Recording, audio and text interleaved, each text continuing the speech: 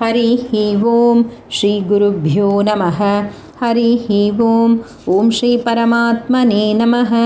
अथ श्रीमद्भगवद्गीता अथ अष्टादशोऽध्यायः मोक्षसंन्यासयोगः।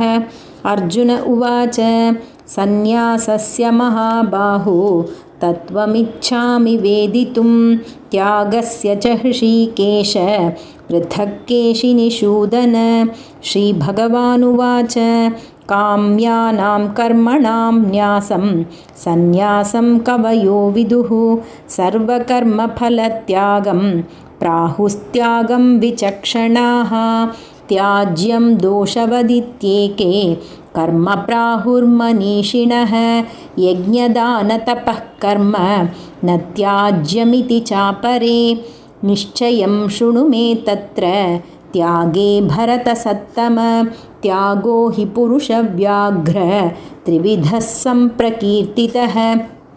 यज्ञदानतपः कर्म न त्याज्यं कार्यमेव तत् यज्ञो दानं तपश्चैव पावनानि मनीषिणाम् एतान्यपि तु कर्माणि सङ्गं त्यक्त्वा फलानि च कर्तव्यानीति मे पार्थ निश्चितं मतमुत्तमं।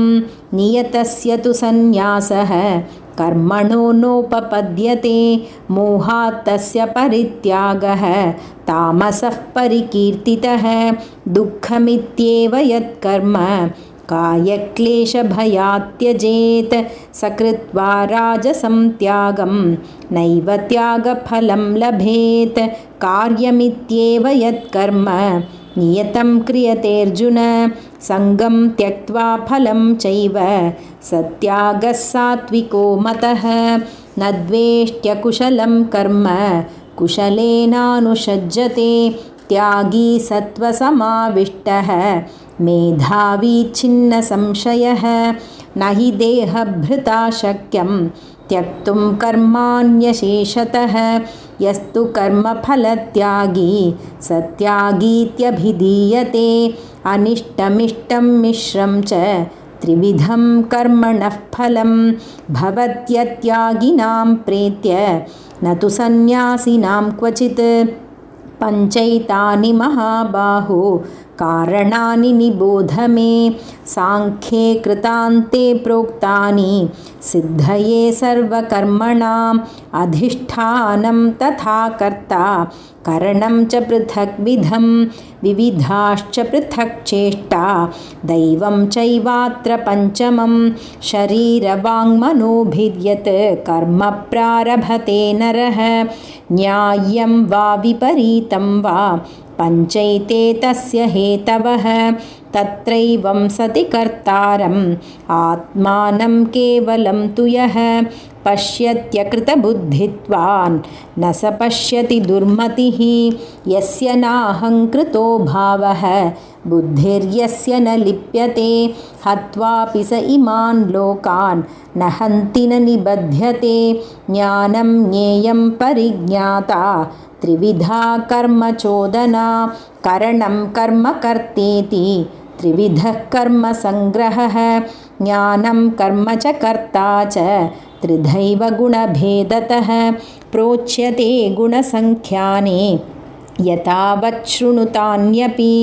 सर्वभूतेषु येनैकं भावमव्ययमीक्षते अविभक्तं विभक्तेषु तज्ज्ञानं विद्धि सात्विकं। पृथक्त्वेन तु यज्ञानं नानाभावान् पृथग्विधान् वेत्ति सर्वेषु भूतेषु तज्ज्ञानं विद्धि राजसं। यत्तु कृत्स्नवदेकस्मिन् कार्ये सक्तमहैतुकम् अतत्त्वार्थवदल्पं च तत्तामसमुदाहृतं। नियतं सङ्गरहितम् अरागद्वेषतः कृतम् अफलप्रेप्सुना कर्म यत्तत् सात्विकमुच्यते। यत्तु कामेप्सुना कर्म साहङ्कारेण वा पुनः क्रियते बहुलायासं तद्राजसमुदाहृतम् अनुबन्धं क्षयं हिंसाम् अनवेक्ष्य च पौरुषं मोहादारभ्यते कर्म यत्तत्तामसमुच्यते मुक्तसङ्गो नहं वादी धृत्युत्साहसमन्वितः सिद्ध्यसिद्ध्योर्निर्विकारः कर्ता सात्विक उच्यते रागी कर्मफलप्रेप्सुः लुब्धो हिंसात्मको शुचिः हर्षशोकान्वितः कर्ता राजसः परिकीर्तितः अयुक्तः प्राकृतस्तब्धः शठो नैष्कृतिकोलसः विषादी दीर्घसूत्री च कर्ता तामस उच्यते बुद्धेर्भेदं धृतेश्चैव गुणतस्त्रिविधं शृणु प्रोच्यमानम् अशेषेण पृथक्त्वेन धनञ्जय प्रवृत्तिं च निवृत्तिं च कार्याकार्ये भयाभये बन्धं मोक्षं च या वेत्ति बुद्धिः सा पार्थ सात्विकी यया धर्ममधर्मं च कार्यं चाकार्यमेव च अयथावत् प्रजानाति बुद्धिः सा पार्थ राजसी अधर्मं धर्ममिति या मन्यते तमसावृता सर्वार्थान् विपरीतांश्च बुद्धिः सा पार्थ तामसी धृत्या यया धारयते मनः प्राणेन्द्रियक्रियाः योगेनाव्यभिचारिण्या धृतिः सा पार्थ सात्विकी यया तु धर्मकामार्थान् धृत्या धारयतेऽर्जुन प्रसङ्गेन फलाकाङ्क्षी धृतिः सा पार्थ राजसी यया स्वप्नं भयं शोकं विषादं मदमेव च न विमुञ्चति दुर्मेधा धृतिः सा पार्थ तामसी सुखं त्विदानीं त्रिविधं शृणु मे भरतर्षभ अभ्यासाद्रमते यत्र दुःखान्तं च निगच्छति यत्तदग्रे विषमिव परिणामे मृतोपमं तत्सुखं सात्विकं प्रोक्तम् आत्मबुद्धिप्रसादजं विषयेन्द्रियसंयोगाद् यत्तदग्रे मृतोपमं परिणामे विषमिव तत्सुखं राजसंस्मृतं यदग्रे चानुबन्धे च सुखं मोहनमात्मनः निद्रालस्य प्रमादोत्थं तत्तामसमुदाहृतं न तदस्ति पृथिव्यां वा दिवि देवेषु वा पुनः सत्वं प्रकृतिजैर्मुक्तं यदेभिः स्यात् त्रिभिर्गुणैः ब्राह्मणक्षत्रियविषां शूद्राणां च परन्तप कर्माणि प्रविभक्तानि स्वभावप्रभवैर्गुणैः शमोदमस्तपः शौचं क्षान्तिरार्जवमेव च ज्ञानं विज्ञानमास्तिक्यं ब्रह्मकर्मस्वभावजं शौर्यं तेजो धृतिर्दाक्ष्यं युद्धे चाप्यपलायनं दानमीश्वरभावश्च क्षात्रं कर्मस्वभावजं कृषिगौरक्ष्यवाणिज्यं वैश्यकर्मस्वभावजं परिचर्यात्मकं कर्म शूद्रस्यापि स्वभावजं स्वे स्वे कर्मण्यभिरतः संसिद्धिं लभते नरः स्वकर्मनिरतः सिद्धिं यथा विन्दति तच्छृणु यतः प्रवृत्तिर्भूतानां येन सर्वमिदं ततं स्वकर्मणा तमभ्यर्च्य सिद्धिं विन्दति मानवः श्रेयान् स्वधर्मो विगुणः परधर्मात् स्वनुष्ठितात् स्वभावनियतं कर्म कुर्वन्नाप्नोति किल्बिषं सहजं कर्म कौन्तेय स दोषमपि न त्यजेत् सर्वारम्भा हि दोषेण धूमेनाग्निरिवावृताः असक्तबुद्धिः सर्वत्र जितात्मा विगतस्पृहः नैष्कर्म्यसिद्धिं परमां सन्न्यासेनाधिगच्छति सिद्धिं प्राप्तो यथा ब्रह्म तथाप्नोति निबोध मे समासेनैव कौन्तेय निष्ठा ज्ञानस्य या परा बुद्ध्या विशुद्धया युक्तः धृत्यात्मानं नियम्य च शब्दादीन् विषयान् त्यक्त्वा रागद्वेषौ व्युदस्य च विविक्तसेवी लघ्वाशी यतवाक्कायमानसः ध्यानयोगपरो नित्यं वैराग्यं समुपाश्रितः अहङ्कारं बलं दर्पं कामं क्रोधं परिग्रहं विमुच्य निर्ममः शान्तः ब्रह्मभूयाय कल्पते ब्रह्मभूतः प्रसन्नात्मा न शोचति न काङ्क्षति समः सर्वेषु भूतेषु मद्भक्तिं लभते परां भक्त्या माम् अभिजानाति यावान्यश्चास्मि तत्त्वतः ततो मां तत्त्वतो ज्ञात्वा विशते तदनन्तरं सर्वकर्माण्यपि सदा कुर्वाणो मद्व्यपाश्रयः मत्प्रसादात् अवाप्नोति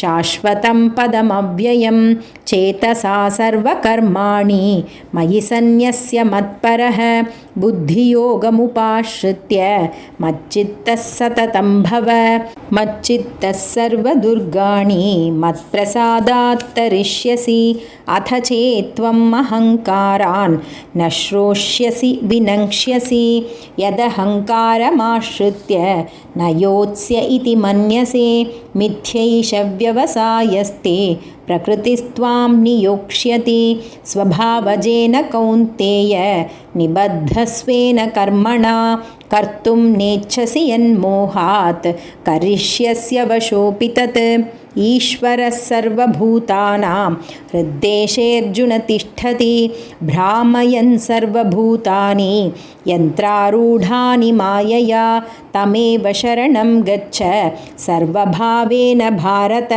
तत्प्रसादात् परां शान्तिं स्थानं प्राप्स्यसि शाश्वतम् इति ते ज्ञानमाख्यातं गुह्याद्गुह्यतरं मया विमृश्यैतदशेषेण यथेच्छसि तथा कुरु सर्वगुह्यतमं भूयः शृणु मे परमं वचः इष्टोऽसि मे दृढमिति ततो वक्ष्यामि ते हितं मन्मना भव मद्भक्तः मद्याजी मां नमस्कुरु मामे वैश्यसि सत्यं ते प्रतिजाने प्रियोऽसि मे सर्वधर्मान् परित्यज्य मामेकं शरणं व्रज अहं त्वा सर्वपापेभ्यः मोक्षयिष्यामि मा शुचः सर्वधर्मान् परित्यज्य मामेकं शरणं व्रज अहं त्वा सर्वपापेभ्यः मोक्षयिष्यामि मा शुचः सर्वधर्मान् परित्यज्य मामेकं शरणं व्रज अहं त्वा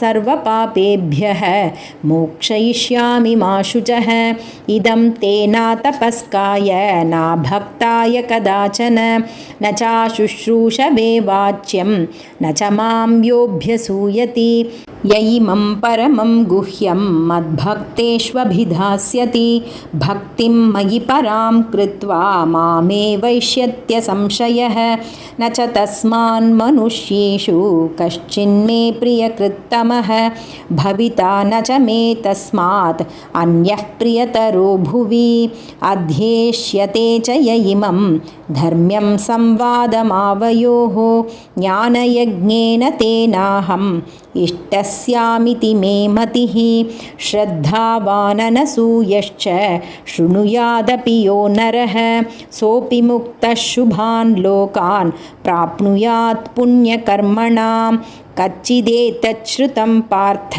त्वयैकाग्रेण चेतसा कच्चिदज्ञानसम्मोहः प्रनष्टस्ते धनञ्जय अर्जुन उवाच नष्टो मोहस्मृतिर्लब्धा त्वत्प्रसादान्मयाच्युत स्थितोऽस्मि गतसन्देहः करिष्ये वचनं तव सञ्जय उवाच इत्यहं वासुदेवस्य पार्थस्य च महात्मनः संवादमिममश्रौषम् अद्भुतं रोमहर्षणं व्यासप्रसादात् श्रुतवान् एतद्गुह्यमहं परम् योगं योगेश्वरात् कृष्णात् साक्षात् कथयत स्वयं राजन् संस्मृत्य संवादमिममद्भुतं केशवार्जुनयोः पुण्यं हृष्यामि च मुहुर्मुहुः तच्च संस्मृत्य रूपं मद्यद्भुतं हरेः विस्मयो मे महान् राजन् हृष्यामि च पुनः पुनः यत्र योगेश्वरः कृष्णः यत्र पार्थो धनुर्धरः तत्र श्रीर्विजयो भूतिः ध्रुवा नीतिर्मतिर्मम यत्र योगेश्वरः कृष्णः यत्र पार्थो धनुर्धरः तत्र श्रीर्विजयो भूतिः ध्रुवा नीतिर्मतिर्मम यत्र योगेश्वरः कृष्णः यत्र पार्थो धनुर्धरः तत्र श्रीर्विजयो भूतिः ध्रुवा नीतिर्मतिर्मम। ॐ तत्सत् इति श्रीमद्भगवद्गीतासु उपनिषत्सु ब्रह्मविद्यायां योगशास्त्रे श्रीकृष्णार्जुनसंवादे मोक्षसंन्यासयोगो नाम अथ 18 हरिः ओं। श्रीगुरुभ्यो नमः। हरिः ओम्।